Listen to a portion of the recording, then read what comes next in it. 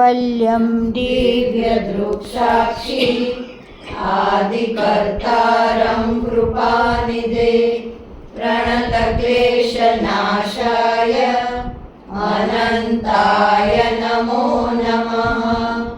अल्पज्ञोऽहं सर्वज्ञोऽहं सत्शरणं जुगलरूपं त्वं नमामि। भगवान श्री करुणासागर महाराज की जय। સત્કૈવલ સાઈડ નીકળે છે એવી રીતે આકાશમાંથી તો વરસાદની કોઈ જગ્યાએ જરૂર નથી, એવા હોતી પ્રદેશો છે ઘણા ઉપર આકાશમાં. તો એમાં બધે ફરતા ફરતા આપણે છે નિરંતર સુખ અને દુઃખ ભોગવતા હોઈએ. એટલે સુખે ભોગવીએ અને દુઃખે ભોગવીએ. સુખની લાલચમાં દુઃખ કેટલું ભોગવીએ. પાછું લાલચ સુખની હોય આપણે, અને દુઃખ બહુ ભોગવીએ. એટલે કારની લાલચ છે કે ભાઈ હું કારમાં ફરું, શરૂઆતમાં ઓછા ચલાત નહોતી એટલે આપણે એમ થાય કે ભાઈ આપણે એમાં ફરીએ. એટલે મારે આગળ હોય તો એ સુખ ભોગવવા માટે તરત લોનનું દુઃખ ભોગવીએ, પછી પેટ્રોલ એના નાખવાનું તેનું દુઃખ ભોગવીએ. તો સુખ અને દુઃખ બેયને પછી ભોગવતા ભોગવતા અનેક જંતુઓથી લઈને દેવતાઓ સુધી બધા સુખ દુઃખ ભોગવે, અને એ બધા તત્વોની અંદર આપણે ફરીએ નિરંતર. શું છે બીજું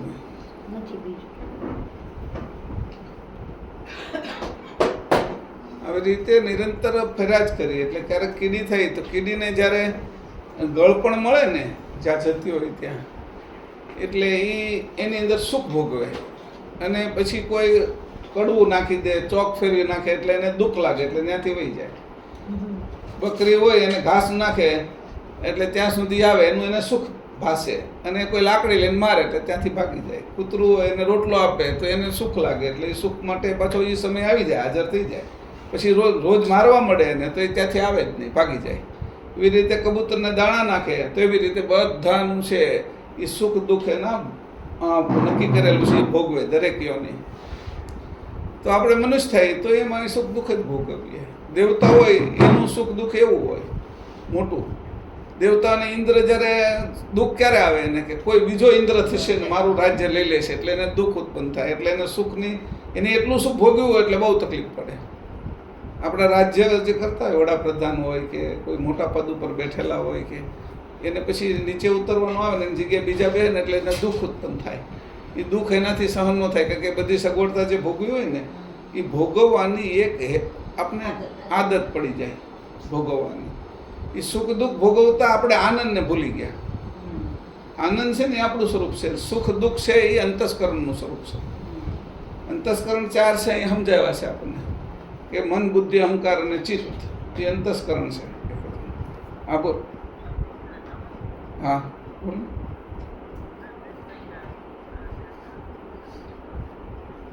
પણ ફાઇનલ કરી નાખ ને, મેં કીધું છે મારું મને કરી નાખ.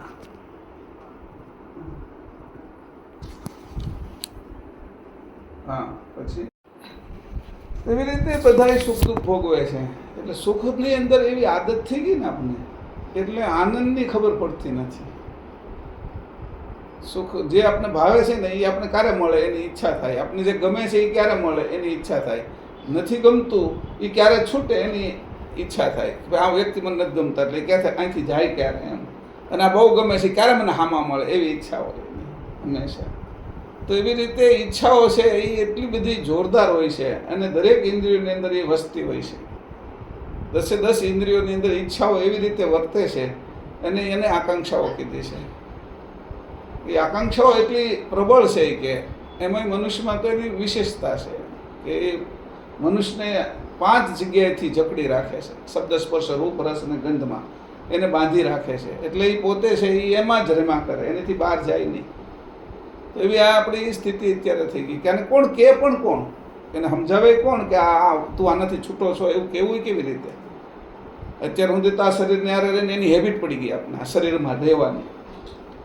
એક સમય આવશે એટલે આ શરીરને છોડવાનું થશે એટલે દુઃખી થશે, અને કાં આપણે બેભાનમાં છોડાવી દેશે.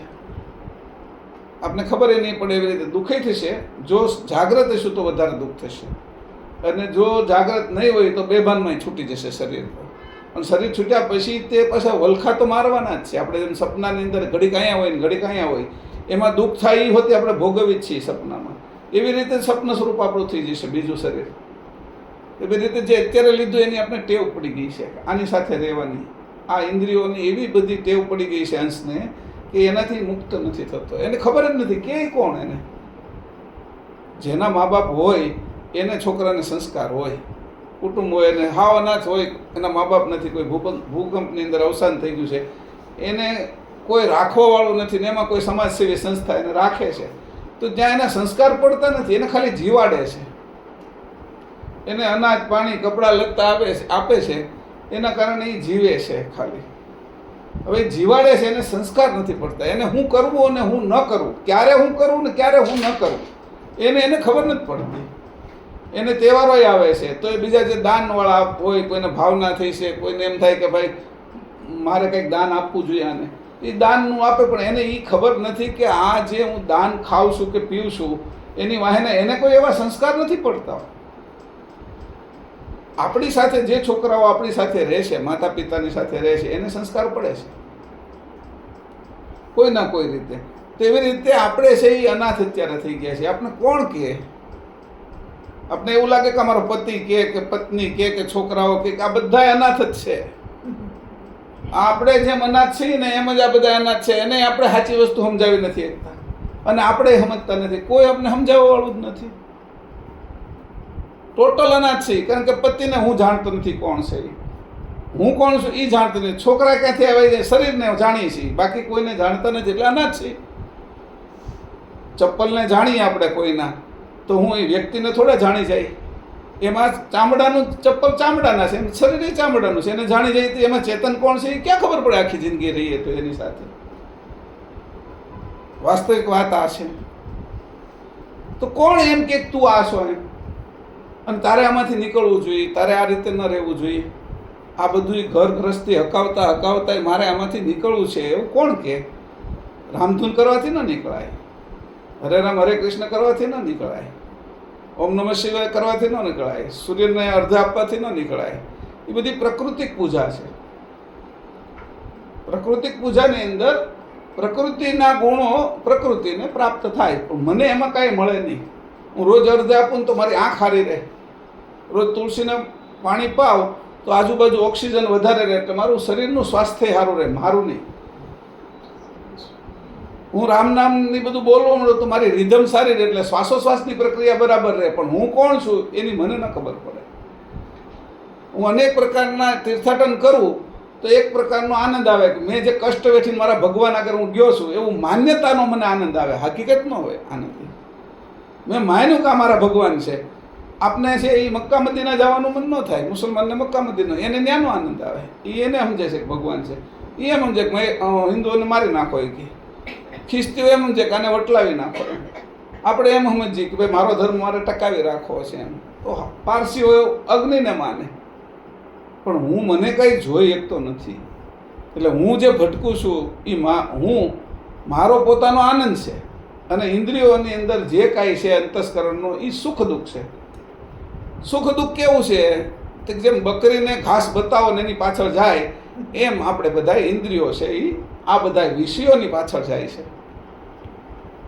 અને વિષયો પાછળની એવી ટેવ પડી ગઈ છે કે હંમેશા એના પાછળ આ શરીર છોડ્યું હોય ને આપણે, અને મકોડો થાય ને તો આપણે ગળ્યું ક્યાં મળશે એ ગોતતી. એનો પરિવાર હોય, એક આગળ હોય ને પાછા 5-7 એની વાહે હોય. તમે જોઈ નિરીક્ષણ કરો ને તો એ રીતે હોય. કીડી ન હોય તો એનો તે આખો પરિવાર હોય, એનો એક સમાજ હોય આખો. એકને કંઈક મળી ગયું તો બીજાને બોલાવે કે આવજે કે અહીંયા, એ વળી ત્રીજાને બોલાવે તો આખી લાઈન થઈ જાય તરત. મચ્છરાનો હોય તો એનો સમાજ હોય, મચ્છરનો હોય તો એક આવીને ગુમગુમ કરે ને ત્યાં ઘણા આવવા મળે, ધીરે ધીરે એનો વિસ્તાર વધે. એમાંય જાય તો એનો અભ્યાસ થઈ ગયો છે આપણે. જો એને આંખ હોય, એને મુખ છે, મચ્છર નહીં તેટલા લોહી પીવે છે. એ લોહી પીવે છે એટલે પછી એને છે એ સ્વાદ આવતો હશે તો જ પીવે ને, એટલે એને જીભ પણ હશે, અને એને જો લોહી પીધું પછી પચાવવા માટેનો એને આંતરડા હશે, હે ને? તો એ બધું બધાને આપ્યું છે, તો એમાંય અભ્યાસ તો આ જ કરીએ છીએ. જે ન્યા અભ્યાસ છે એ લોહી પીતા હતા ને આપણે છે મોસંબીનું જ્યુસ પીએ છીએ. ફરક શું પડ્યો? દૂધ પીએ છીએ. એટલે કોઈ મચ્છરથી વધારાની કોઈ પ્રક્રિયા આપણે કંઈ કરીને જતા નથી. એનો પરિવાર એટલો મસ્ત રાખે જ છે. અને એ જ્યારે આપણે મારવા જઈએ તો એવી રીતે અદૃશ્ય થઈ જાય ને આપણે જડતું જ નથી. આપણે આમ કરીને કંઈક મચ્છરને કદાચ ગાડીમાં માખી આવી ગઈ હોય અથવા મચ્છર ભરાઈ ગયું હોય, તમારે એને કાઢવું હોય કેટલી ભી પડે છે, તમને તકલીફ કેટલી પડે, એને બધી ખબર છે. એ પોતાને બચાવે છે, એવી રીતે આપણે બચાવીએ છીએ. તો જે ભય, મૈથુન, આહાર અને નિદ્રા એ તો બધામાં હરખું છે કે તો હું મનુષ્ય તો એનો અર્થ શું એમ? એટલે મને સમજવું જોઈશે ને કે મારે શું છે. હવે આ બધાને આનંદ અને સુખ અને દુઃખ તો બધાને છે જ. ઇન્દ્રને એવું જ તે દુઃખ થાય છે કે કોઈ તપ કરે ને એટલે તરત જ તેઓ હલબલી જાય, ક્યાં છે અસુરો છે એ શક્તિશાળી થઈ જાય, ત્યાં એના સ્વર્ગ ઉપર હુમલો કરે અને અસુરો છે એ દેવતાને ભગાડી દે, કેટલાને મારી નાખે, એવું પણ હાલ્યા કરતું હોય. ત્યારે દુઃખ થાય.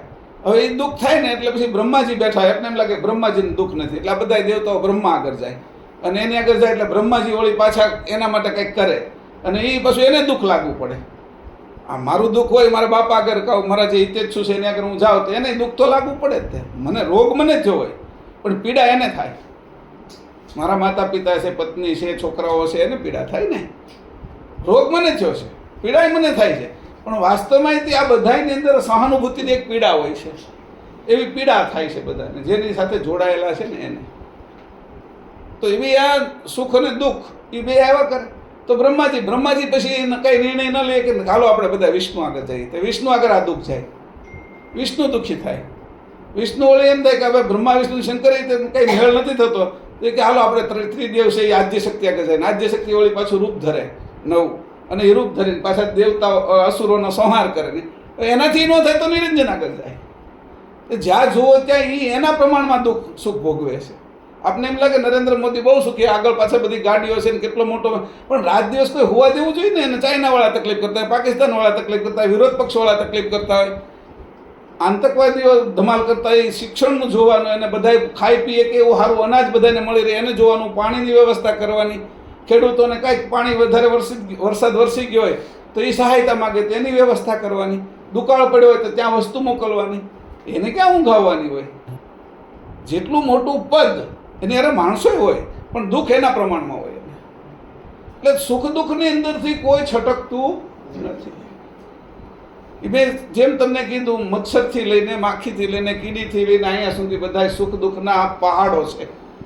પહાડ સુખનો એવડો મોટો પહાડ હોય તો દુઃખનો એવડો જ મોટો હોય એની સામે. એટલે આનંદની કોઈને ખબર પડે નહીં. કેમ ન પડે ખબર? કે ઇન્દ્રિયોના સુખની અંદર એટલા બધા આપણે રાચ્યા છીએ, એટલા બધા ફર્યા છીએ, એટલે આપણને ખબર ન પડે કે મારું સાચું સ્વરૂપ શું છે.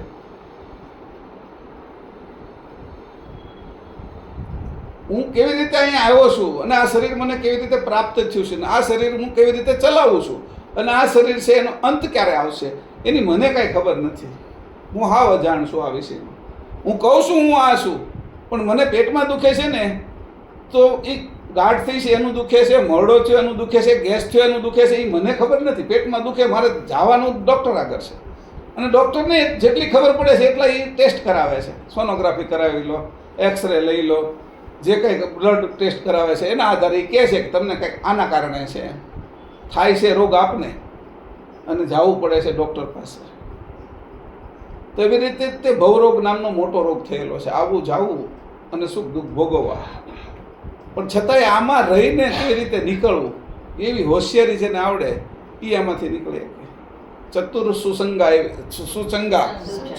એવી રીતે કોણ છે હોશિયાર? ચતુર છે ને હોશિયાર છે એકદમ.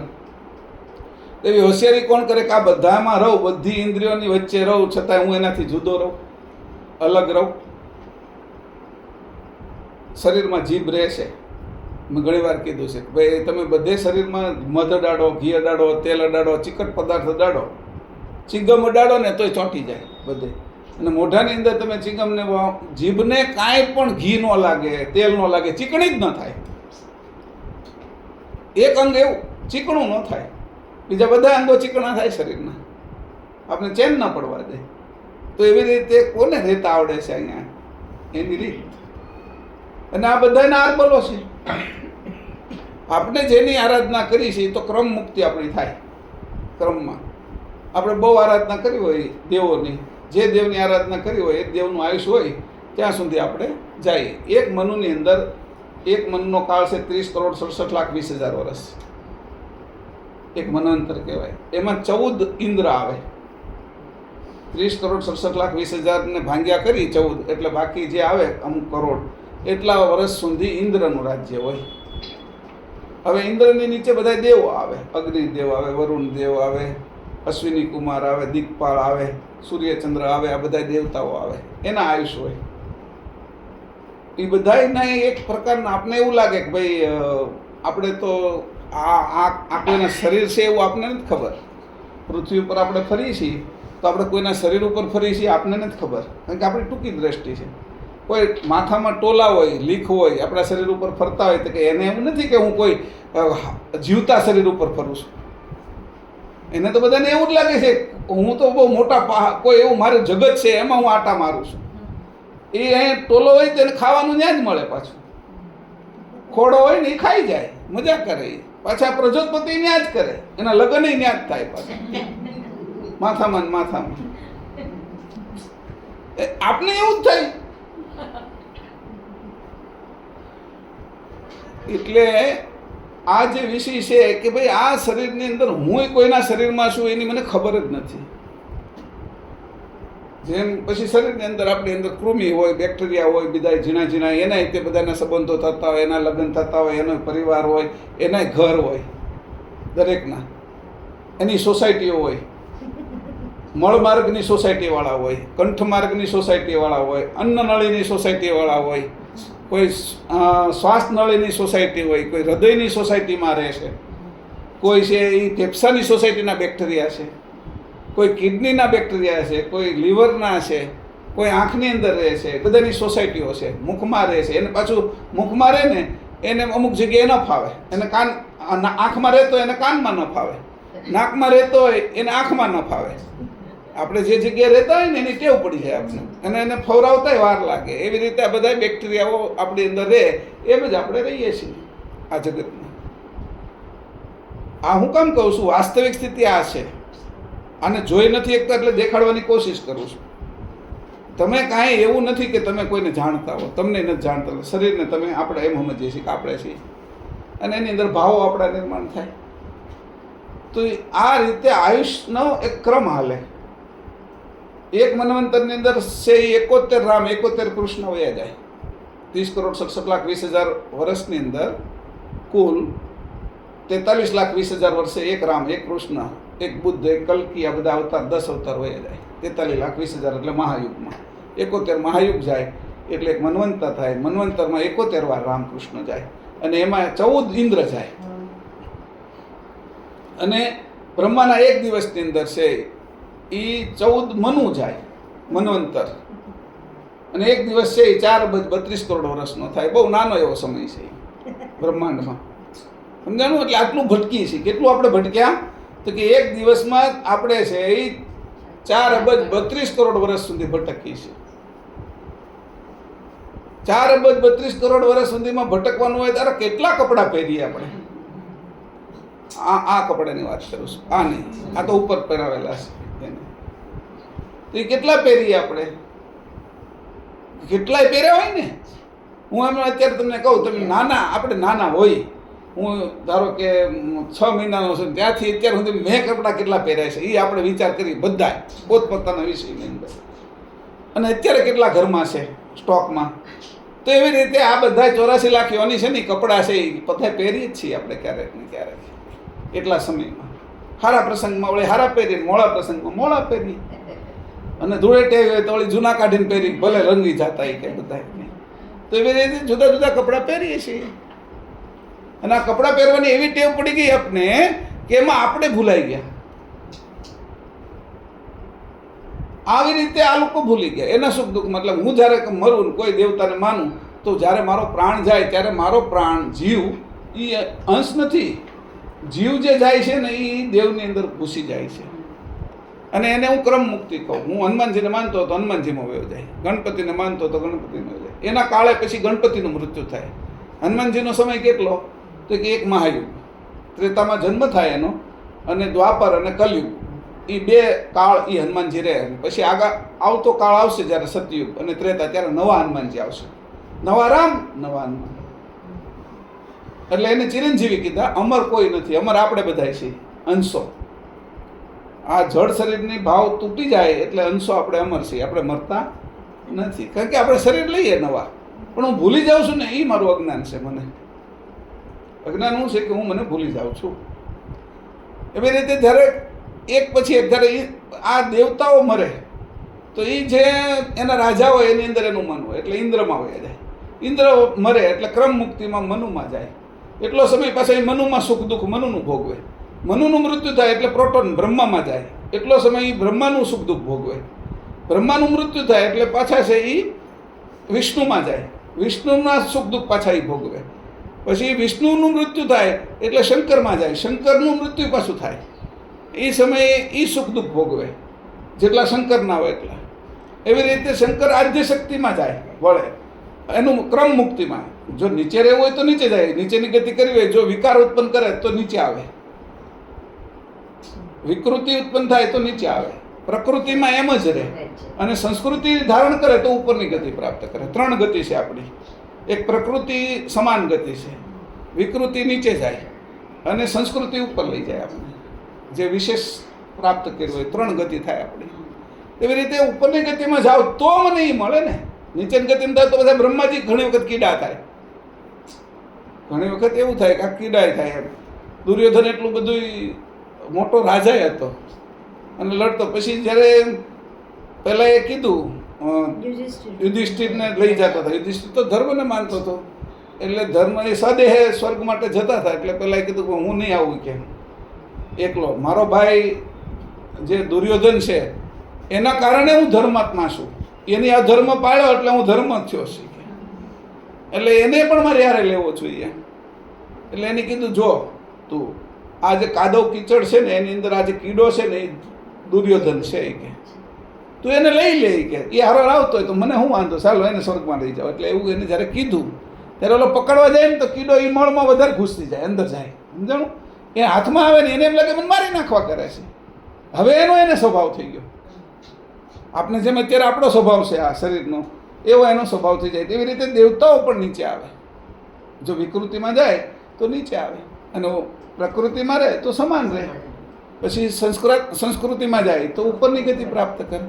એમ ક્રમ મુક્તિ કરતાં કરતાં છેલ્લે કેટલો કાળ આપણે ભમીએ. આ જે કલ્પ છે ને એને આ કલ્પમાં આપણે કેટલું ફર્યા હતા. અત્યાર સુધીમાં આપણે નથી મર્યા, શરીર મર્યા છે આપણા બધાને. તો 1 અબજ 95 કરોડ 85 લાખ 1 અબજ 95 કરોડ 58,85,127 વર્ષથી આપણે ફરીએ છીએ. આ 127 વર્ષથી ફરીએ છીએ. તમે કહો કેટલા સમય તમે ત્યાંથી નીકળ્યા તમારા ઘરેથી, કેટલો સમય લાગ્યો? તો કે અમે 4:30 નીકળ્યા હતા. 4:30 તમે ઘરે પહોંચશો તો 7 થઈ જશે. તો એટલો સમય લાગ્યો. એ જે 1.5 કલાક કે એટલો સમય લાગ્યો ને, એ એની અંદર તો કેટલાય બેક્ટેરિયા જન્મીને મરી જતા હોય આપણા 1.5 કલાકમાં. તો એવી રીતે એટલો કાળ લાગ્યો. હજી બ્રહ્માજીનો દિવસ પૂરો નથી થયો. આ અડધો દિવસ થયો છે, એમાં તે હજી બાકી છે. 4 અબજ 32 કરોડ વર્ષનો દિવસ હોય એવા બ્રહ્માજીના તો 36,000 દિવસ રાત છે. એટલે આમ 72,000 થાય. તો દિવસ રાતની અંદર આપણે કેટલું ફરીએ. આ દિવસના અત્યારે આપણે ભટકીએ છીએ. આ દિવસ ઉગ્યો એટલે જે મનુ અને શત્રુપાથી જે બુંદ માર્ગ શરૂ થયો, પહેલો માર્ગ છે. આની પહેલાં નાદ સંતાનો થતા હતા, પછી બુંદ માર્ગ શરૂ થયો, ત્યારથી આપણે ભટકીએ છીએ. બુંદમાં આવી ગયા પછી આપણે નાદમાં જઈ શક્યા નથી. એ દરવાજો બંધ કરી દીધો.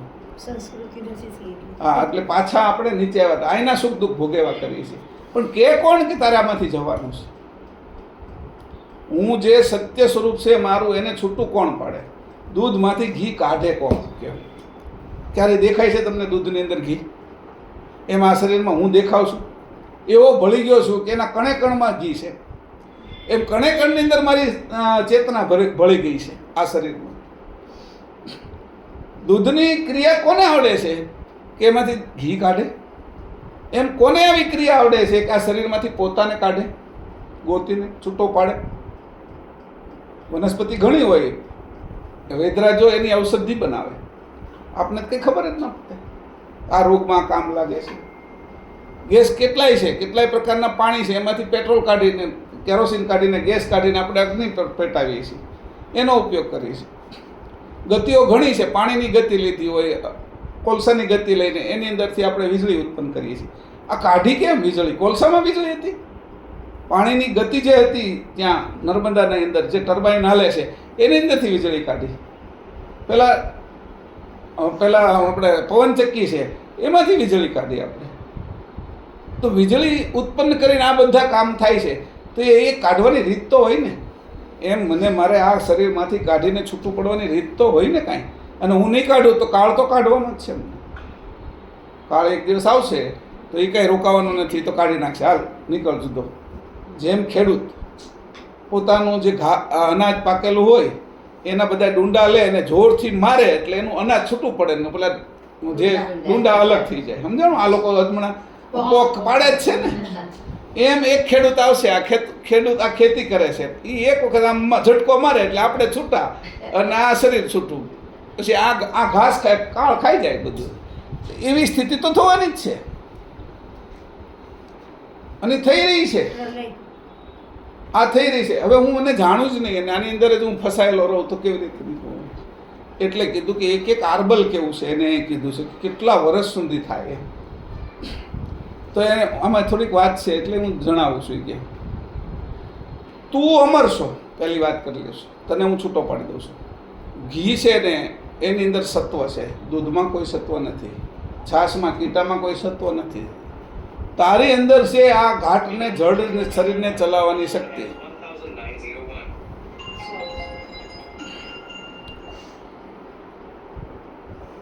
તારી અંદર છે ચલાવવાની શક્તિ.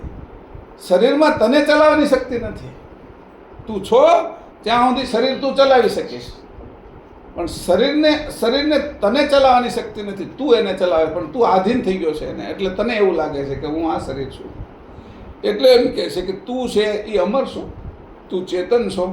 તું આ તારું વજન નથી ને જડ શરીરનું વજન છે 80 કિલો 90 કિલો, એને તું વજન વગરનો લઈને ફરે છો. અહીંયા એમ કહે છે કે ભાઈ આટલું બધો કાળ છે એ જાય છે, એમાં હું કેમ છૂટો નહીં પડતો? કોઈ કહે તો છૂટું પડવાની રીત ખબર પડે ને મને. કોઈ મારું હોય તો મને ખબર પડે ને. અહીંયા કોઈ મારા નથી. આ વખતે જે પતિ પત્ની છોકરા અહીંયા છે ને એ ગયા વખતે જુદા હતા, આવતા વખતે પાછા જુદા થશે. નિરંતર હાલ્યા કરે. તમે બસમાં ટ્રેનમાં જાઓ, તમારે કેટલી ટ્રેનો બદલવાની હોય તો બધા જ પેસેન્જરો જુદા જુદા આવે. કોક વળે આવે તમારી હારે. આજે ટ્રેનમાં બેઠા, પછી ટ્રેનમાં બેઠો, બીજા પ્લેનમાં બેહો તો જુદા જુદા આવ્યા કરે. પેસેન્જરો છે બધા ફરતા ફરતા, એની સાથે સંબંધ જ એટલો છે. એમાં વળે આપણે ખાવાનું લઈ ગયા તેને દે, એ આપણે આપે, સંબંધ થઈ જાય. કોઈને ગાળાગાળી થાય, વેરય થાય, પ્રીતિ થાય, બધું થાય એમાં. ટ્રેનમાં તે, પ્લેનમાં તે, બસમાં તે. યાત્રા જ છે બધાને. એ જેમ ફરે છે એમ આપણે ફરી જ છે. ટ્રેન હાલે છે તો આપણે જોઈએ કે 80-90ની સ્પીડે હાલે છે, તો બસ છે એ 50-60ની સ્પીડે હાલે છે, પ્લેન છે તો એ કે 1000ની સ્પીડે હાલે છે. પણ પૃથ્વી તો 1 કલાકના 1672 કિલોમીટર ફરે છે. હમણાં 1 કલાકમાં આપણે 1600 આપણે યાત્રા જ કરીએ છીએ. 1 કલાકમાં 1672 કિલોમીટર પોતાની ધરી ઉપર ફરે. પૃથ્વી સૂર્યની આજુબાજુ 1 કલાકમાં 1,07,000 કિલોમીટર ફરે. બોલો. એક તો ટાયર ફરે અને ટાયર રોડ ઉપર ફરે, બે વસ્તુ જુદી છે. ટાયર પોતાની જગ્યાએ ધરીમાં ફરે અને ટાયર રોડ ઉપર જે ગતિ કરે છે એ બે જગ્યા જુદી છે. તો બેની ગતિ છે એટલે 1 કલાકમાં 1,07,000 કિલોમીટર આપણે બધા સાથે યાત્રા કરી કહેવાય. સહપ્રવાસી છે. આ વાસ્તવિક સ્થિતિ છે. આને કઈ કલ્પના નથી. આ તો બધું વિજ્ઞાનમાં છે, એ કહું છું તમને. તો યાત્રી છે. કોઈ આપણા નથી કોઈ, અને આપણા કોઈ થાય નહીં તેવા સાચી વસ્તુ દેખાડે કોણ? અને બધા અજ્ઞાની ભેગા થાય, એની અંદર જ્ઞાની છે એ વાત કરે તો એ જ્ઞાનની વાત એ કોણ સમજે? એટલે કે ભાઈ બધા અજ્ઞાની ભેગા થાય તો જ્ઞાનની વાત પણ. આટલું મોટું આ જગત, એની અંદર આપણે નાની એવી એક લીંડી ઉપર રહીએ છીએ. બકરીની લીંડી હોય ને એવું આ પૃથ્વી છે. આને મોટી ગણતા નથી. એમાંય તે બકરીની લીંડી ઉપર કેટલા બેક્ટેરિયા હોય, એને સૂક્ષ્મદર્શકથી જોવે માઇક્રોસ્કોપથી તો કેટલા જીવડા હોય એની ઉપર. એમ આપણે જીવીએ છીએ. એટલે કીધું અહીંયા આને આર્બલ બતાવ્યું. પ્રથમ અહીં કહે છે इनार बल के अंश लौकिक करता सेति उपजन के जो घट मठ विकासन नभविन अंश नहीं त्यो कण के તું પોતે કોઈનો નથી કે તું કોઈ મહદ ચેતનનો છો. એ મહદ ચેતન કોણ છે એ તને ખબર નથી. સાચો બાપ તને મળ્યો નથી. શરીરના બાપને ઓળખીએ છીએ, શરીરના છોકરાને ઓળખીએ છીએ, પણ આપણા બાપને ને આપણા દીકરા કોણ છે એને કોઈ ઓળખતું નથી. આપણે એટલે ચેતન, પેલો શરીર. તો તારું કોઈ આરબલ નથી કે તારું આયુષ નથી કે તું આયુષ વગરનો અમર છો કે તું મરતો નથી કે તું શરીર ફેરવે છો, પણ એમાં તું ભૂલો પડી જશો દર વખતે. એટલે તને એવું લાગે હું શરીર છું એમ, જે શરીરમાં જાય એમ.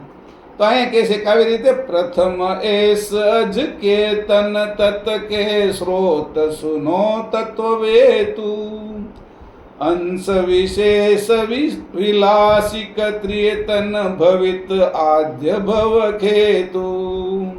પ્રથમ બ્રહ્માજીના શરીર તત્વનું આયુષ કહું છું, તે તત્વવેતાઓ સાંભળજો. તત્વવેતા એટલે કોને કીધું? કે આંખ કેમ કામ કરે છે તેને ખબર છે કે આંખની અંદર રૂપ માત્રા છે અને એની અંદર નિરીક્ષણ આકાંક્ષા છે અને એની અંદર અગ્નિ તત્વ છે. જમણી આંખે સૂર્યનો અંશ બેઠો છે અને ડાબી આંખે ચંદ્રનો અંશ બેઠો છે. આટલું બધું ભેગું થયું સૂક્ષ્મ, ત્યારે છે એ આંખ રૂપવાળી થઈ છે અને દ્રષ્ટિ અરૂપી થઈ છે. આંખ રૂપવાળી છે અને દ્રષ્ટિ અરૂપી છે. દ્રષ્ટિ દેખાતી નથી, દ્રષ્ટિથી બધું દેખાય છે. એમ કહીએ આપણે આંખથી દેખાય છે, પણ આંખથી નથી દેખાતું. આંખને વીંધીને જે દ્રષ્ટિ આવે છે એનાથી દેખાય છે. તો કે જો હતું તો કે એને કીધું કે આવું જે જાણે છે એને તત્વવેતા કહેવાય. પછી કીધું જો મુખ, મુખ તને દેખાય છે, વાણી દેખાતી નથી, સંભળાય છે. વાણી દેખાતી નથી, જેમ દ્રષ્ટિ નથી દેખાતી. નકર તો વાણી દેખાતી હોય તો બધા ભેગી કરવા મળે, હારી હારી વાણી પોતે ઘરે લઈ ગયા છે. તો દેખાતી નથી. તો વાણી નથી દેખાતી, અરૂપી છે. મુખ દેખાય છે, હોઠ હલે છે, એ રૂપવાળા છે. આ મુખની અંદર શું એવું છે કે ત્યાં અગ્નિ તત્વ અને જળ તત્વ બે ભેગું છે. જીભમાં જળ તત્વ છે, ત્યાં વરુણ દેવતા છે. મુખની અંદર અગ્નિ દેવતા છે. એ શું કરે છે? વાયુને કાપે છે. અગ્નિ દેવતા શું કરે છે? જેમ લોખંડનો ઘડનારો હોય એ લોખંડને ગરમ કરે અને પછી એમાંથી ઘાટ કરે. એની અંદરથી તવેથો બનાવે, એની અંદરથી સાણસી બનાવે, એની અંદરથી ચપ્પુ બનાવે, એની અંદરથી દાંતરડું બનાવે, અનેક સાધનો બનાવે છે. એમ આ અગ્નિ તત્વ અને જીભ બે શું કરે છે? આકાર, આ વાયુ તત્વનો આકાર આપે છે. ક તો કનો આકાર થઈ જાય છે. ક ખ ગ ઘ અંગ છ છ જ ટ ઠ ડ એમ દંત્ય, ઓઠ્ય, તાલુ, મૂર્ધન્ય, એ જ્યાં જાય એ આકાર લેતો જાય ને એ પ્રમાણે આકારથી અક્ષર બહાર આવે. કેટલું જલ્દી, અને એટલી સ્પીડમાં થાય કે આપને ખબર પડે નહીં. રોજ વાપરીએ છીએ પણ વાપરીએ છીએ આપને ખબર જ નથી કેમ વપરાય છે. એ તો મશીન છે એનું, એટલે વાપરીએ છીએ. સ્વિચ પડી ગઈ એટલે બોલવાનું શરૂ થઈ ગયું. કારુનો હું તો બોલું જ છું અને તમે સાંભળો છો. તો તત્વવેતા એવા છે, એને ખબર પડી જાય છે કે આ વાણી ક્યાંથી ઉત્પન્ન થઈ, આ શબ્દ ક્યાંથી આવ્યો. એ કેમ અહીંયા ઊભો છો? તો કે એનો અર્થ હું. કેમ અહીંયા ઊભા છો? એનો અર્થ હું. એ વાત તો એ નહીં જોઈ, પણ એની અંદર જે લહેકો આવે, ભાવ આવે, એને તરત ઓળખી જાય. તારે મારું આ કામ કરવું પડશે, તારે આ મારું કામ કરવું પડશે. શું થયું? તો કે જે વસ્તુનો ભાવ આવે છે એ જ્યારે આકાર થયો ત્યારે એ આકારની અંદર એનું મારણ પણ છે. કેટલી તીવ્રતાથી આવ્યો છે, કેટલો મંદતાથી આવ્યો, કેટલી મધ્યમતાથી આવ્યો છે, એવી સમજ આપણે પડે એમ પશુને પડે છે. આપણે અવાજની બિલાડીને તમે જો કૂતરાને એ રીતે બોલાવો તો એ ભાવથી, અને જો કુભાવથી તમે કરો તો એ ભવ્યું પણ જાય છે. તો કે આ જે આકાર કરે છે એને જાણનારા છે એને તત્વવેતા કીધું. જો આ તત્વવેતા સાંભળજો. જેને આ ખબર નથી એની મારી વાત નહીં સમજે. જેને ખબર છે કે મુખની અંદર, દાંતની અંદર મેં અલગ અલગ દાંત બનાવ્યા છે અને દાંતનું કામ જુદું જુદું છે. ચાવવાનું, કાપવાનું, ચીરવાનું, એવા કામ છે એના. અને દાઢોનું કામ અલગ છે, એની અંદર લાળ ભેળવવાનું કામ અલગ છે, એની અંદર છે નીચે અન્ન નળીની અંદર લઈ જવાનું કામ અલગ છે, અને આંતરડા સુધી પહોંચાડવાનું. આ જે જાણે છે અન્નમય કોષને, આનંદમય કોષને, મનોમય કોષને, પ્રાણમય કોષને, વિજ્ઞાનમય કોષને, અહીંયા લખ્યા છે આ વાયુને જાણે છે એને ખબર છે કે મારા શરીરમાં કઈ રીતે બધું કાર્ય ચાલુ છે, એને તત્વવેતું કીધું. આંખ જો કાન કેમ સાંભળે છે તો કે કાને દિગ અને પાળ બેના અંશો બેઠા છે, આકાશ તત્વ છે અને શબ્દ માત્રા છે અને શ્રવણ આકાંક્ષા છે. એટલું જ્યારે અરૂપી ભેગું છું ત્યારે કાન છે એ રૂપ અરૂપી શબ્દને સાંભળી શકે છે. અરૂપી તત્વવેતા એ જાણે છે કે કાનનો પડદો સાંભળે છે, આંખની ચામડી, કાનનો પડદો એ ચામડીનો એ સાંભળે છે, આંખની ચામડી એ જોવે છે અને જીભની ચામડી સ્વાદ લે છે, નાકની ચામડી સૂંઘે છે અને ઠંડી ગરમી અનુભવે છે આ શરીરની ચામડી. તો ચામડીના વિભાગો એની જુદા કેમ કર્યા એને જાણે છે, એને કીધું તત્વવેતું. તું એ કે મારી તત્વવેતાઓને તો સાંભળજે મારી વાત. આ સ્ત્રી અને પુરુષને જુદા કોણ કરે છે ભાગ? તો કે એને કીધું તત્વવેતા. તત્વવેતા તત્વને જાણે છે. આ શ્વાસ કેમ હાલે છે, અંદર કોણ ખેંચે છે એને? તો કે કંઠની અંદર બેઠો છે કોણ વાયુ? તો કે ઉદાન વાયુ. એ શું કરે છે? શ્વાસને ખેંચે છે અને છોડવાનું કામ કરે છે, ઉદાન વાયુ. તો કે ભૂખ તરસ ક્યાંથી લાગે છે, ખાવા પીવાની ઈચ્છા ક્યાંથી થાય? તો કે હૃદયમાં પ્રાણવાયુ બેઠો છે. એ પ્રાણવાયુ ભૂખ તરસ લગાડે છે હૃદયમાં બેઠો બેઠો. સમાન વાયુ નાભીમાં બેઠો બેઠો પચાવે છે. તો અપાન વાયુ શું કરે છે? તો કે મૂલાધારમાં બેઠો બેઠો મળનું વિસર્જન કરે છે. અપાન વાયુ આ વાળે કાઢવાનું કામ કરે, નખ કાઢવાનું કામ કરે, મળ કાઢવાનું કામ કરે, શરીરમાં જે કચરો હોય એ કાઢવાનું કામ અપાન વાયુ કરે. જીભ ઉપર છારી વળી જાય ને સવાર થાય ને એ અપાન વાયુ વાળી દે. કાનમાં મેલ કાઢવાનું કામ અપાન વાયુ કરે, નાકમાં ગુંગા, આંખના ચીપડા એ બધું કામ કરે. હોશિયાર છે અપાન વાયુ. જ્યાં જરૂર હોય ત્યાંથી કચરો કાઢી નાખે. એટલું મસ્ત મશીન આપ્યું આપણને. જો શરીરની અંદર કેટલી મજાની વસ્તુ ગોઠવી, પાછી ગોઠવી કેટલી સરસ. અને એક વળી શુક્રાણુમાંથી અંકુરમાંથી એટલું બધું ઉત્પન્ન કર્યું. 9 મહિના પછી પેદા કરી નાખ્યું, રૂપાંતર કરી નાખ્યું. આપણે બધાનું રૂપ જોઈએ તો શું છે? આગળ જાઓ તો શુક્રાણુ અને એની અંદરથી પાછું રૂપાંતર એક 9 મહિનાની અંદર મનુષ્યમાં કરી નાખવું. હા હા, કેટલી વ્યવસ્થા કરી અને રૂપાંતર પામીને જ અહીંયા સુધી પહોંચ્યા છીએ આપણે. પછી ભલે ને ગમે એ હોય, બુંદ માર્ગમાંથી જે ઉત્પન્ન થયા હોય, રામ કે કૃષ્ણ, બુદ્ધ કે મહાવીર, ગાંધીજી હોય કે જે લેવાય લઈ લો આખી દુનિયાના, એ બધા એક બેક્ટેરિયું જ હોય. બેક્ટેરિયાનું રૂપાંતર છે. આનાથી કંઈ મોટું તો છે નહીં, જાણીએ કાંઈ એવું નથી.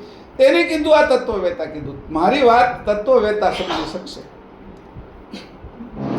જે આ તત્વને જાણે છે. એટલે પહેલા તમને તત્વ સમજાવવામાં આવે. જે આ સૂક્ષ્મ થયેલા છે એ લોકો, જેને આ ખબર પડે છે, સૂક્ષ્મ ન થયો તો એ કેમ ખબર પડે?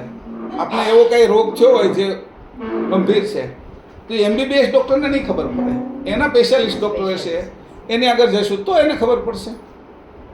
તો અહીંયા એવું કીધું તું મારી વાત સમજવા માટે તારે તત્વવેતા થવું પડશે કે તું સમજી શકીશ તો. એટલે આપણે તત્વ જણાવ્યા. અહીંયા બીજી વાત કરી કે જ્યારે હું તને કહું છું કે બ્રહ્માનું આયુષ હું તને પહેલાં દેખાડું છું. બ્રહ્માનું શું થાય છે આયુષ? તો કે જો આ અંશો તો મરતા જ નથી ક્યારેય, તું ક્યારે મરતો નથી, પણ તું રોજ મરે છો. પણ તો બ્રહ્માજી પણ કોને યારે જોડાયેલો છે એના આધારે તારું મરવું છે અને જીવવું છે. મારી ગાડી હેઠે પડી હોય અને કોઈ કીધું તમારી ગાડી હળગી ગઈ છે એટલે હું એની યારે જોડાયેલો છું તો મને તરત જ અહીંયા ધ્રાસકો પડે. પછી આવીને બીજાએ કીધું તમારાથી ત્રીજી ગાડી પડી હતી એ હળગી છે કે આ ભાઈને ખબર નથી, તમારી ગાડીને તમને સારું લાગવા માંડી કે બીજાની હળગી, મારી નહીં, મારી નહીં. સમજાણું? જેને યારે જોડાયેલા હોય એનું સુખ દુઃખ લાગે આપને. આવા શરીરના સુખ દુઃખો લાગે છે. આપણે આને યારે જોડાણા ને એટલે જેમ ગાડી યારે જોડાણા એમ આપણે આ શરીર યારે જોડાણા એટલે સુખ દુઃખ લાગે.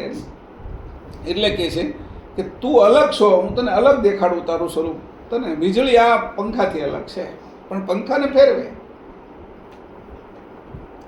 એવી રીતે પાણી જે આપણે કંઈ ખાઈ પીએ છીએ એમાં વિટામિન્સ અલગ છે એના, એ આપણા શરીરમાં કામના છે. બાકીનો બધો કચરો સમયાંતરે નીકળી જાય છે. વિટામિન આપણે છે એ ઉર્જા આપે છે, એ ઘટે તો આપણે દવાઓ લેવી પડે છે.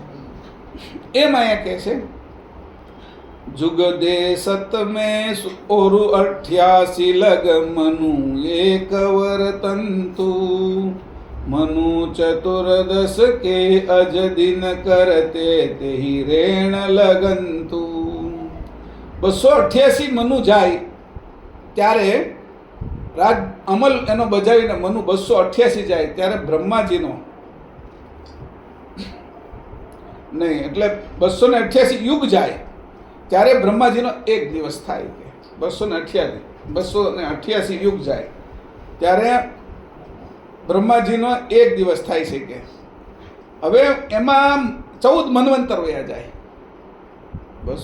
288 યુગ છે એમાં એક મનુ જાય એવા 14 મન્વંતર જાય ત્યારે બ્રહ્માજીનો એક દિવસ થાય અને એક દિવસ ને એક રાત 8 અબજ 64 કરોડ વર્ષની થાય.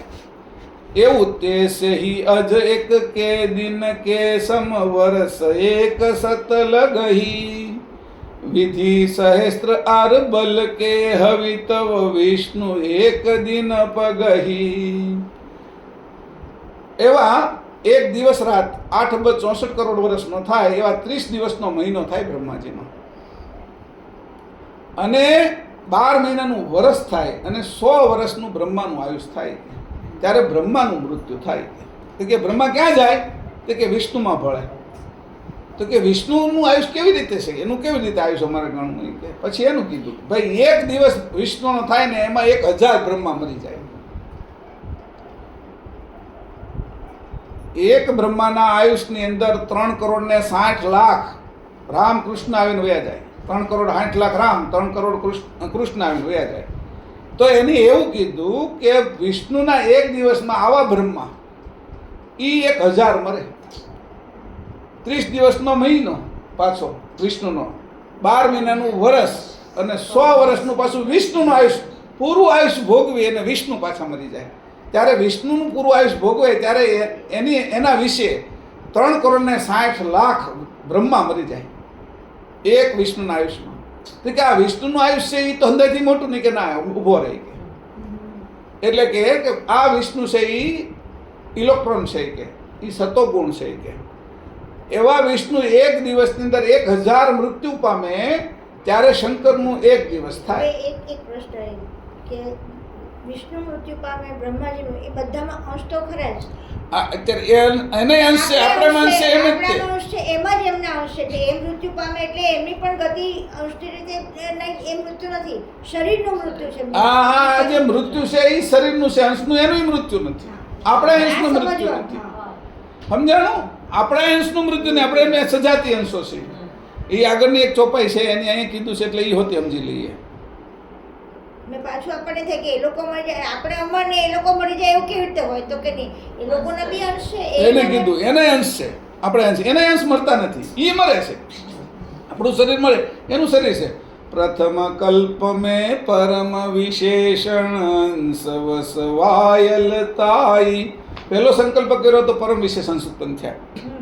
દ્વિતીય અંશ વિશેષ વિલાસિક અંશ પરમ સહિતાઈ બીજો સંકલ્પ કર્યો એટલે વિશેષ અંશો ઉત્પન્ન થયા. વિશેષ અંશો એટલે બ્રહ્મા વિષ્ણુ શંકર બધા દેવો વિશેષ જેનામાં શક્તિ છે સામર્થ્યતા છે. તૃતીય કલ્પ અલ્પ ગતિ અંશુ જેહી સામાન્ય સમેતુ આપણે સામાન્ય છીએ यही त्रिय अंश उदित विगत से पति के पक्ष सखेतु આપણે પતિના પક્ષના ચેતન છીએ. આ ત્રણેય અંશો કે સખેત સો બાંધવ લગતાઈ છતા કરતાઈ છ એકન સે और नहीं उद्भव दुसरन તે કહી વિના બેકન સે. હવે આ જે ત્રણેય અંશો છે એ ચેતન છે. ત્રણેયનું મૃત્યુ નથી થતું. પરમ વિશેષ વિશેષ અને સામાન્ય એ કોઈનું મૃત્યુ થતું નથી. સંકલ્પથી ઉત્પન્ન થાય સંકલ્પથી સમાવી લે. જેમ દરિયો પાણીને સમાવી લે છે પાણીનું મૃત્યુ નથી થતું એની જેમ સમાવી લે એમાંથી ઉત્પન્ન કરે.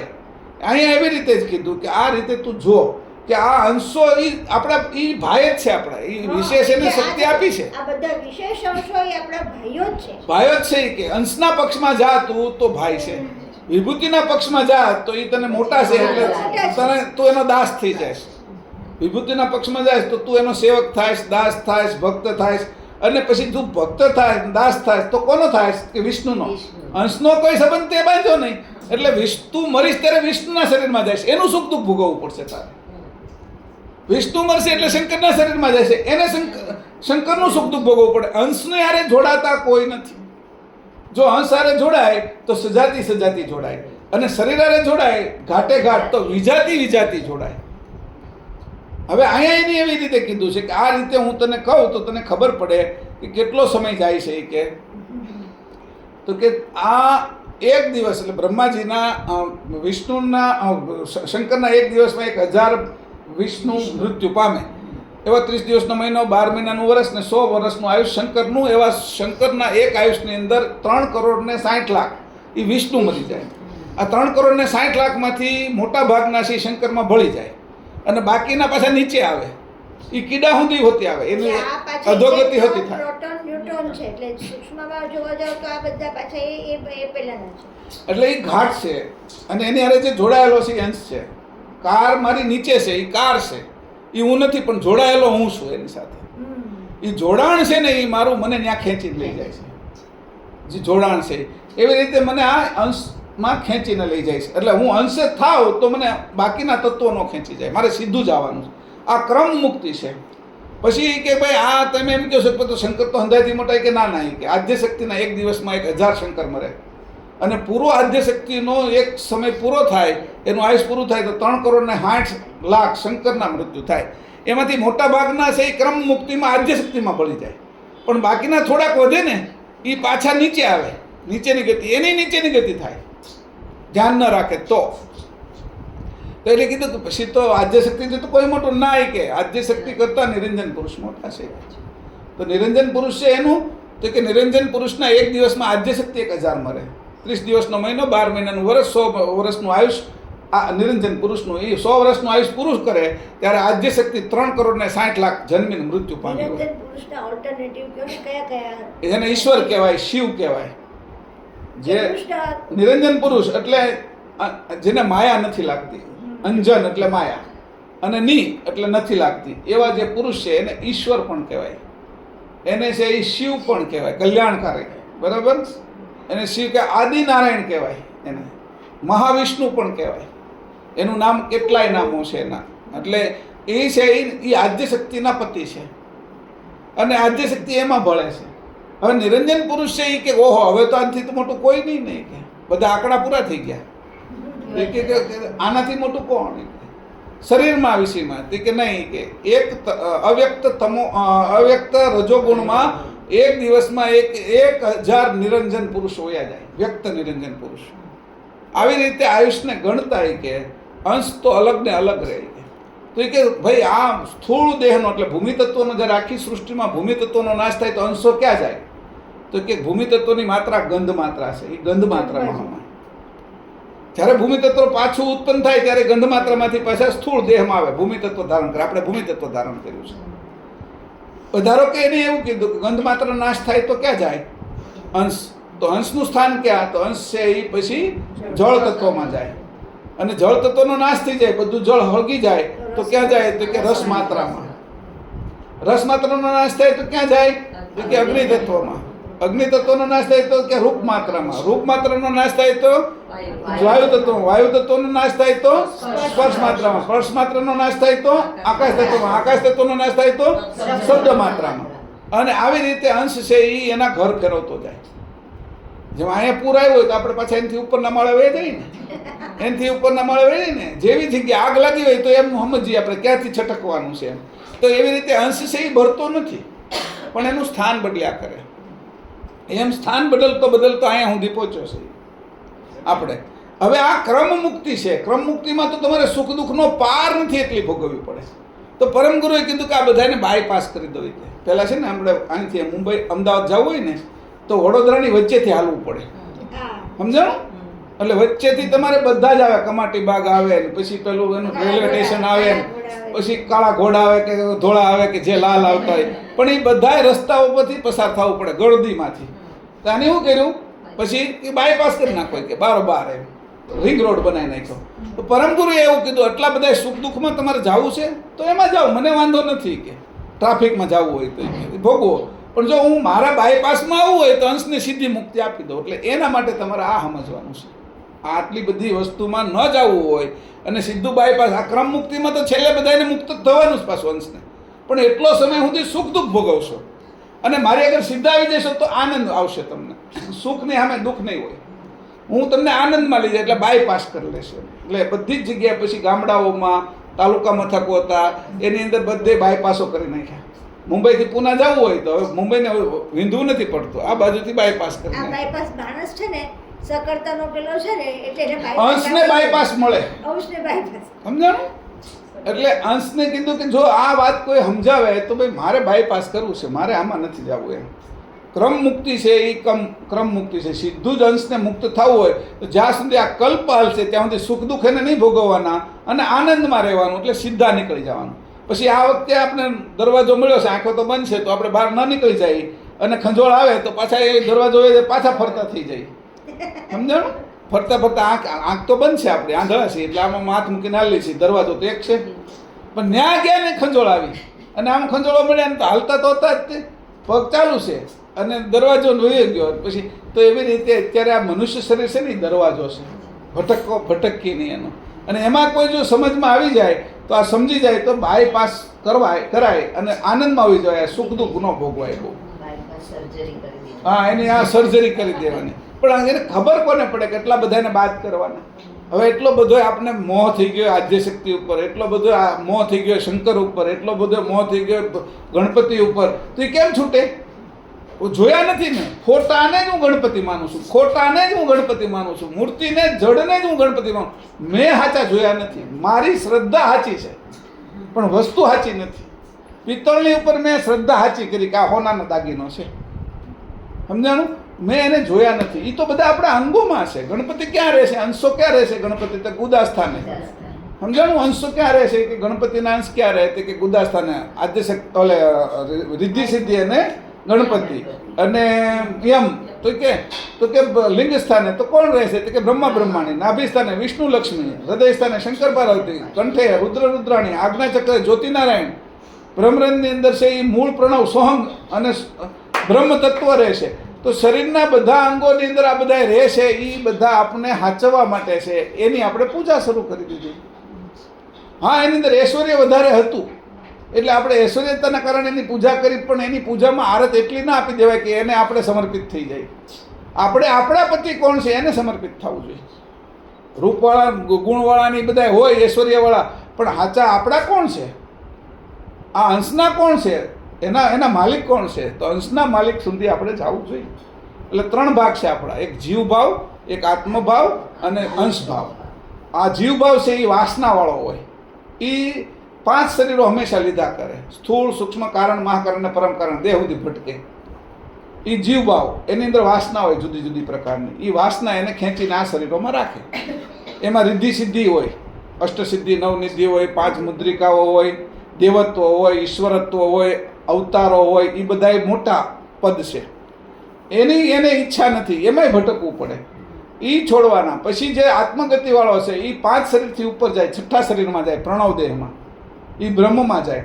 એ આત્મગતિવાળો છે. અને એનેથી ઉપરની ગતિ છે અંશ ગતિ, ચેતન ગતિ. એ કૈવલમાં જાય. આ 3 આટલા બધા એની ગતિઓને જાણી અને જે સમજે છે એટલે કીધું તત્વવેતા મારી વાત સમજી શકશે, બીજા સમજી નહીં શકે. તત્વવેતાને આ બધાની આ જીવગતિની બી ખબર છે, આત્મગતિની પણ ખબર છે. એટલે એ બધાથી બહાર નીકળે. એને ખબર પડે કે ભાઈ આ ભૂમિ તત્વ શું કામ કરે છે. ભાઈ આપણે જ્યારે તત્વ બધા સમજીશું ત્યારે આપણને ખબર પડશે કે આ તત્વ આપણા નથી. 84 તત્વ સુધીનું બાંધકામ છે. જેવું મારું શરીરનું છે એવું કીડીનું બાંધકામ છે, એવું બ્રહ્માંડનું બાંધકામ છે. અને બધાનો સમય એના કાળ પ્રમાણે જ ગતિ કરી રહ્યો છે. હવે આ કાળમાંથી નીકળી જવું હોય, આપણે કાળમાં ન ફસાવવું હોય તો એની બાયપાસ આપણે નીકળવું પડે. અને કેવી રીતે નીકળાય? તો કે કોઈ એવું સમજાવવાવાળું હોવું જોઈએ અને એ વાતની અંદર આપણે સ્થિર હોય. આપણે અત્યારે કેમ હું મહેશ છું એમાં સ્થિર છું. મને અડધી રાતે કોઈ બોલાવે ને હું તો કે મહેશ એમ કીધું હોય તો હું જાગું. એમ મૃદુલાબેન એમ કીધું હોય તો આપણે બધામાંથી કોઈ જવાબ નહીં આપે. મૃદુલાબેન જ આવશે. કેમ? મૃદુલાબેન સાથે એકરૂપતા એની થઈ ગઈ. મૃદુલાબેન એ નથી.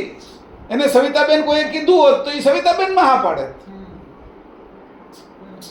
મીનાબેન કીધું છે, તો મીરાબેન જવાબ આપે છે. પારુલબેન કીધું તો પારુલબેન જવાબ આપે છે. શોભામાં કીધું, શિલ્પા કીધું. જેને નામ બોલો એને અરે હું કેવો એકરૂપ થઈ ગયો નામ હારે. એ નામ બીજું પાડ્યું હોત તો એને હારે એકરૂપ થઈ જાત. એમ હું જેને હારે એકરૂપ થાઉં છું એ રૂપ થઈ જાઉં છું નહીં. એવી રીતે દેવતાની અંદર આપણી માન્યતા એવી દ્રઢ થઈ જાય છે જેવી આપણા નામની અંદર આપણી માન્યતા થઈ ગઈ એવી, એટલે આપણે એમાંથી છટકી નથી શકતા. જળની અંદર માન્યતા થઈ જાય. કલર જોઈને આપણે વિચાર કરવા મળે. આપણા ગણપતિ હોય, આપણા હનુમાન હોય ને એ જ આપણે સપનામાં આપણે ધ્યાનમાં આવે છે. ગણપતિની કેટલી મૂર્તિઓ હોય, કેટલી હનુમાનની મૂર્તિઓ હોય, એમાં જે આપણે જેને માતાજીની કેટલી મૂર્તિઓ હોય, કેટલા ફોટા હોય, પણ જે આપણે આંખ વીંચી અને જે શ્રદ્ધા અને જે વિશ્વાસ જે રોજ કરતા હોય ને ત્યાં જ ચોંટી જાય મન. આ જેમ અત્યારે નામમાં ચોંટી ગયું છે એમ ચોંટી જાય. એ મન ચોંટી જાય એટલે મન છે એ તરત જ તે વાસનાવાળું છે. એ વાસનાવાળા મનની વાહે જીવ ખેંચાય અને જીવ ખેંચાય એટલે પાછો એમાં ફસાય. આ રીતે કરીને જીવ ફસાયા જ કરે છે નિરંતર. એ છૂટવાની એને ગતિ નથી મળતી. આમાંથી કેમ મારે છટકવું?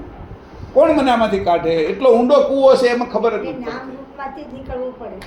એટલે નામ રૂપ અને ગુણ ત્રણની અંદરથી નીકળીએ. ગુણથી ઉપર જાય તો ગુણાતીત થાય, શક્તિને છોડીને ઉપર જાય તો શક્તિતીત થાય. પછી કાળ છે, નિરંજન પુરુષને કાળ પુરુષે કીધા, એને છોડીને ઉપર જાય તો કાલાતીત થાય. ગુણાતીત, શક્તિતીત, કાલાતીત થાય. બધા ધર્મો પાછા નિરંજન પુરુષ આગળ સમાપ્ત થઈ જાય. ધર્મ અધર્મ છે એ નથી રહેતો ત્યાં. ધર્મ ને અધર્મ નિરંજન સુધી રહે આ છે. લોકો ઈસુ અને ખ્રિસ્ત જુઓ કે બધા નિરંજન નિરંજન પુરુષને જ નિર્વાણ સુધી જાય. એટલે ધર્મ અધર્મ જ્યાં સુધી છે એનું નામ છે પાંચમી પરમ કારણ દે. ત્યાં સુધી ધર્મ અધર્મ છે. એના ઉપર તમારે જવું હોય તો સુધર્મ પાળવો પડે. એ સુધર્મનું રૂપ શું છે? અધર્મનું તો ખબર છે, કોઈના પૈસા લઈ લેવા, કોઈને મારવો ખોટો, કોઈને લૂંટી લેવો, કોઈનું ખેંચી લેવું, કોઈને ગાળો દેવી, ખોટું વાક વગર હેરાન કરવા એ અધર્મ છે. પણ સેવા કરવી, બધાનું સન્માન કરવું એ બધા ધર્મ છે. પણ સુધર્મ કેવો છે કે જે મારા સ્વરૂપને માટે જ વપરાય. ધર્મ અધર્મ છે એ આ 5 દેહ સુધી વપરાય. સુધર્મ અલગ છે. અજાણ છે, જાણ છે અને સુજાણ છે. સુધર્મ અને સુજાણને જે જાણે છે એ આ પંથની અંદર પગ મૂકી તારો આ રસ્તો છે કે આ પંથ એવો છે, આ રસ્તો એવો છે કે આ રસ્તા ઉપર એમને ના હલાય. પ્લેન છે એ કેટલા સુધી નીચે દોડે? તો કે એની હવાઈ પટ્ટી હોય ત્યાં સુધી.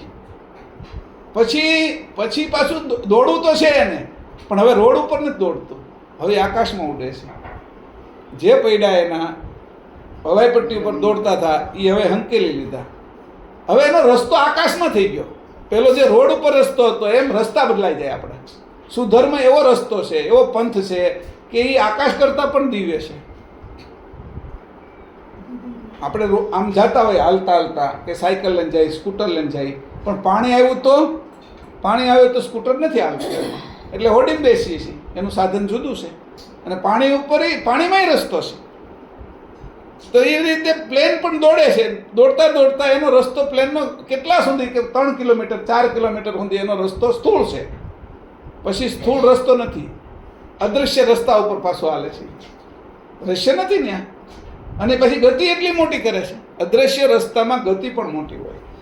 એ ગતિથી રોડ ઉપર ન દોડી શકાય. 1000ની સ્પીડે ગમે નહીં, ટ્રેને નથી હજી હાલી એકે. તો કે જે ગતિ છે એમ જો મારે છે એ આકાશમાં ઉડવું હોય તો એના રસ્તા જુદા છે. એમ મારે સુધર્મે ચાલવું હોય તો એના રસ્તા તદ્દન જુદા છે. એમાં આવો રોડ નથી, ગાડીના ટ્રેક નથી, મેગ્નેટ ટ્રેન નથી કે હેલિકોપ્ટર નથી કે આકાશમાં ઉડે, અને પ્લેન નથી કે એ રીતે એને ચડાવવા માટે, રોકેટને ચડાવવા માટે એને પાછું દોડાવવું નથી પડતું. રોકેટ સીધું ચડે છે. પ્લેનને તમારે દોડાવવું પડે છે. અને જે રોકેટની જે સ્પીડ હોય છે એ આજે પ્લેનની 1000ની છે, તો રોકેટની સ્પીડ કેટલી હોય છે? 10, 15, 20 હજાર સુધીની સ્પીડ હોય છે એની. પછી તો જ્યારે પેલું વાઇઝર યાન ગયું છે અત્યારે તો 1 કલાકના અત્યારે 1,08,000 કિલોમીટરની ઝડપ છે અત્યારે. વાઇઝર પ્લેન અત્યારે જે મોકલ્યું છે વાઇઝર યાન, 2 યાન હતા, વાઇઝર 1 અને વાઇઝર 2. તો એ અત્યારે જે ગતિ છે એની તો 1 કલાકના 1,08,000 પૃથ્વી કરતાં વધારે ગતિથી અત્યારે જઈ રહ્યું છે આકાશમાં. તો એવી ગતિ કેવી રીતે આવે? આ બધું વિજ્ઞાન છે. આ નાસાએ છોડેલું છે, એની કાંઈ કલ્પના નથી. તો આ ગતિ તે ન્યા કઈ કામની નથી જે આપણે ગતિ કરવાની છે કે બધી ગતિ સમી જાય પછીનો માર્ગ છે. ગતિ વગરનો અવિગત માર્ગ કીધો એને. શું કીધું? ગતિ વગરનો અવિગત માર્ગ ઉપર તારે હાલવાનું છે, જેમાં ગતિ નથી ને એની વિગત પણ નથી. એવા માર્ગે હાલવાનું એટલે તારે સુધર્મ પાળવો પડે. ધર્મથી ત્યાં ન જવાય. તો સુધર્મ શું છે એની સમજવા માટે આપણે આ પંચમ વેદ વાંચીએ છીએ. બરાબર. આ થોડીક વાતો આજે 1 કલાક તો મેં કહી દીધું તમને બધા વિષયની અંદર કે સમજમાં આવે, આપણે છૂટા પડી એના માટે કીધું. કેટલું તમને સમજાય છે મને ખબર નથી. મારી જે સમજ હતી એ પ્રમાણે મેં ઓછામાં જેટલું પાણી નખાય ને એટલું પાણી નાખીને આ આછું દૂધ કરીને તમને આપ્યું છે. સમજાણું?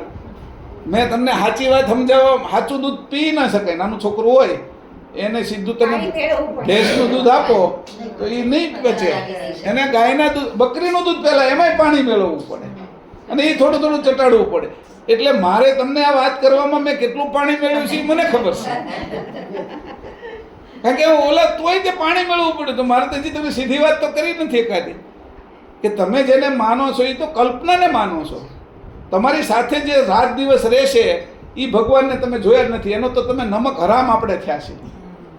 એને આપણે યારે રાતદી રહે, શ્વાસ લેવડાવે, પચાવે, એ રાતદી રહે. અને બહારના ભગવાનને માનવા દોડીએ છીએ. બાજુવાળો બાપ માન્ય, આ રોજ ખવડાવે પીવડાવે ને એ બાપને માનતા નથી. એવા આંધળા થઈ ગયા છીએ આપણે. મારી સાથે શ્વાસોશ્વાસ લેવડાવે છે, મને ખવડાવીને પચાવે છે, મારું બધું ખરાબ વસ્તુ કઢાવે છે, મને રોજ વ્યવહાર કરાવે છે, રોજ બુદ્ધિ આપે છે. એ તો 24 કલાક મારી હારે રહેશે. એ મારું જે સ્વરૂપ છે એને તો હું જાણતો નથી. આ સાચી વસ્તુ છે. અને કોઈ એમ કે હાલો ભગવાનને અહીંયા જન્માષ્ટમી થઈ છે તો કે હાલો દોડો, અહીંયા છે એ રામનવમી છે તો દોડો, અહીંયા છે એ રામદેવ પીરનો આખ્યાન રમાય છે તો દોડો.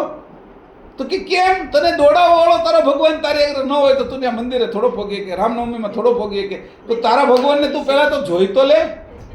તારું સ્વરૂપની અંદર જે બેઠો છે, શ્વાસોશ્વાસની ક્રિયા કરાવે છે, પચાવવાની ક્રિયા કરાવે, લોહી બનાવવાની ક્રિયા કરાવે, નખ બહાર કાઢવાની ક્રિયા કરાવે છે, વાળ વધારવાની ક્રિયા કરાવે છે, આંખમાંથી દ્રષ્ટિ કઢાવે છે, વાણી બહાર કઢાવે. એ નહીં હોય ને તો કાંઈ નહીં કરી શકે. તું મંદિરે હું લઈ જાય છે 4 જણા, સ્મશાને લઈ જવાય 4 જણા બોલાવવા પડશે.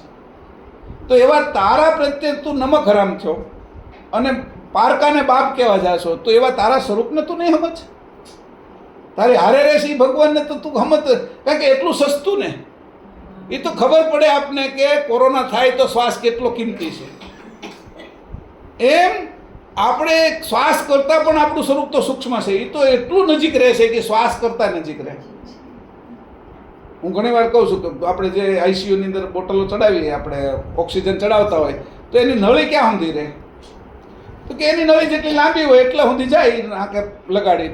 પણ એને છે 10, 15, 20 કિલોમીટર જવું હોય તો ત્યાં કાંઈ નળી ન આવે. આપણો ઓક્સિજન તો તમે હિમાલયમાં જાઓ ન્યાય હારો હોય, તમે ખાણમાં જાઓ ન્યાય હારો હોય, પ્લેનમાં જાઓ તો હારો હોય. એની નળી કેટલી લાંબી બનાવી અદૃશ્ય કે શ્વાસ હારો જ રહે. તો એના કરતાં પણ તારું સ્વરૂપ તો એનાથી કિંમતી છે કે શ્વાસ તો જળ છે. તું શ્વાસને ચેતન કરનાર તું ચેતન છો. એવી રીતે તું તારા ચેતન સ્વરૂપને નહીં સમજે તો બધી માન્યતા છે એ તને છે એ ગુલામીમાં નાખશે. કે તારા સ્વરૂપ એક સ્વતંત્ર છે. સ્વને જાણીશ તો સ્વતંત્ર થાઈશ, પરને એટલે બીજાને જાણીશ તો પરતંત્ર થાઈશ. બીજાને જાણવાની તને બહુ કોશિશ છે, સ્વને જાણવાની તને ટેવ જ નથી. એટલે તારી બાજુ તો નજર કર એકવાર. એમ આપણી બાજુ નજર કરવાની છે, આમાં બીજું કોઈ છે નહીં. આ વાત અહીંયા કરી છે. એટલે જેટલું પાણી નખાય એટલું પાણી નાખીને તમને એટલી વાત કરી. શ્રીમદ કરુણા સાગર ભગવાન કી જય. સત કેવલ સાહેબ.